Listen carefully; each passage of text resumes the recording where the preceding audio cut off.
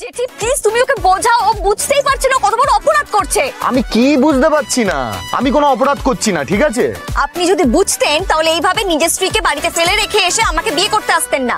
স্ত্রী থাকা সত্ত্বেও অন্য একটা মেয়েকে এইভাবে কিডন্যাপ করে নিয়ে এসে বিয়ে করাটা অপরাধ। জেঠি তুমি এটা কি করে সাপোর্ট করছো? আরে বাবা আমি সব জেনে বুঝেই বলছি। হলো তো?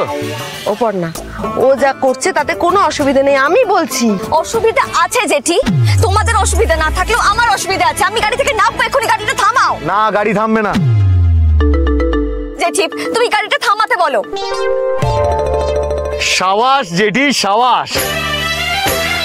তুলে নিয়ে যাব যখন ভালোবেসেছি। অপুদা, অপুদা গাড়িটা থামাও, আমি নামবো। এই কার্তিক দা, তাড়াতাড়ি চালা, তাড়াতাড়ি চালা। আজ কিন্তু সৃজনদার ইজ্জতের সওয়াল। আর এই গাড়ি একবারে বিয়ের মণ্ডপে থামবে। হ্যাঁ বন্যাদি। ও তার মানে তোমরা গাড়ি থামাবে না, তাই তো? না।